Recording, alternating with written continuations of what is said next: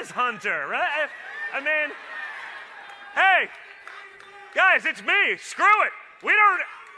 It's not like there's a script. I just get out here and do my thing. So, you want to talk about Hunter? Let's talk about Hunter. Actually, in our featured video today, Junior, Hunter is quite easily found and has some very choice words for you. This is just great, guys. A lot of swearing. Please be warned. Welcome to Occupy Democrats, and hit that subscribe button if resistance is your New Year's resolution. So we're going to auction it on 1 million, 2 million, and yet that's peanuts.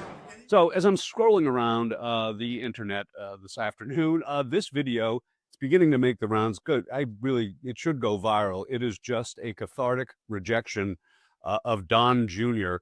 By a fired up Hunter Biden. He's devastatingly good in our featured clip. It's coming right up in just a second. Because as the late, great Gorilla Monsoon would often say, these two men do not like each other. Hunter's smarter than all of us. Hunter's smarter than all of us. Right? Imagine, no, it's that sort of, it's that crack addict mentality of like, no, meaning you don't know how you're going to get that next rock, but you're going to get it. So what we did was moronic. We were actually international business people before my father got involved in politics. That's actually what we did. And we gave all of that up to avoid the notion of impropriety.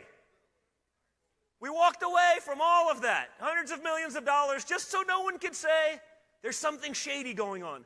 Hunter did exactly the opposite. He had done nothing, and he said, you know what? I can sell access to the presidency. I can sell access to the White House and to the vice president.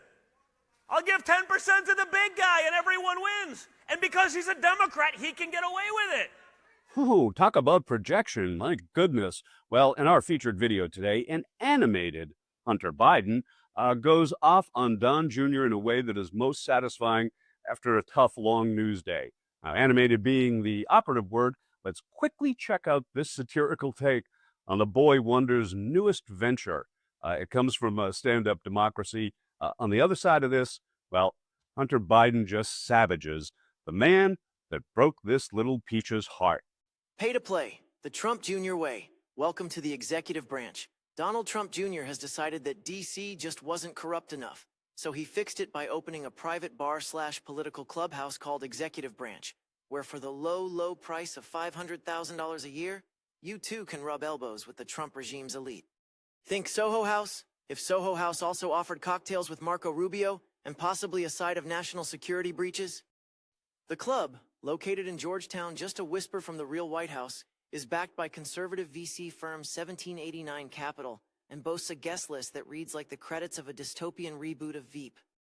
Members are reportedly vetted for loyalty, not to the Constitution, of course, but to the Mar-a-Lago Messiah himself. Of course, any such impressions of impropriety, well, that's gone the way of Trump's cognitive reasoning.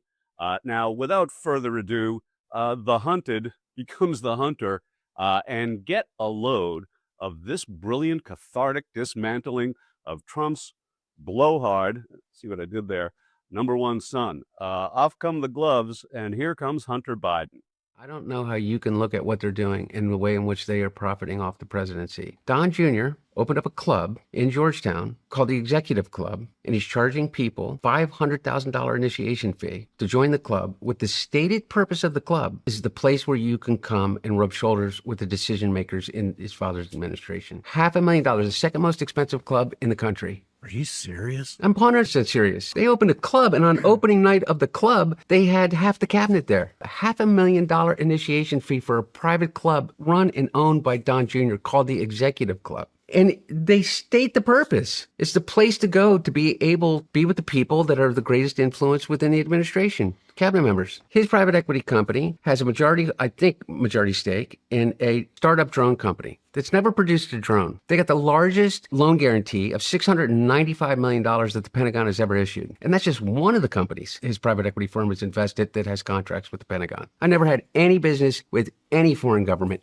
ever. They're building towers in Saudi Arabia. They're building towers in the UAE, spas and golf courses, residential properties in Qatar. They're building on government property that they bought through Jared Kushner's private equity fund, government-owned island in Albania, I think it is, doing one of the last public spaces in Serbia, a deal directly with the government. And that's just the tip of the iceberg. Well, don't forget about Gaza. And Jared Kushner has flat out stated that Gaza is all about a real estate play. It is the best beachfront property in the Mediterranean, and they're going to redevelop Gaza. And where are they going to get the money to do it? From the Saudi royal family. They're going to get it from the Emiratis. They're going to get it from the Qataris. They're going to get it from the Russians. They're going to get it from the oligarchs, from Blavatnik, from Dmitry Firtash, wanted for extradition in Australia and the United States for the past 10 years. And all of a sudden, he's off the extradition list. But by the way, he's doing a deal with Naftagaz and the Saudis and Don as it relates to the pipeline. Jared Kushner and Witkoff, who has zero experience. Everybody says that I don't have experience. I was a adjunct professor at Georgetown University School of Foreign Service. I served on 19 different boards. I was the chairman of the board of the largest support group for the largest humanitarian organization in the world. And they said that I didn't have experience. What experience does Don Jr. have in anything other than being handed a check in an office by his dad? Jared Kushner had the biggest real estate failure in the history of real estate in New York when he bought the 666 building. It had to be bailed out by the Qataris when Trump was president. And we're wondering whether Hunter Biden... I don't get it, man. Shouldn't that make you forget about whether you think I'm crook? Whatever you want to believe, they're doing it right in front of our face. The New Yorker assessment of how much money that they've made in the first 10 months, it's $3.4 billion increase in the wealth of the Trump family in 9 months. Shouldn't this make you really pissed off? He's in the Epstein files, man. Yeah. And that's the reason that we're not getting him. Like, what are we even talking about? On the nose, I would say. Up the nose, maybe. Well, Hunter knows what he speaks better than anyone, and he certainly kept us on our editorial toes with his colorful language, but boy, that was worth it. But please, like, share, and especially take care.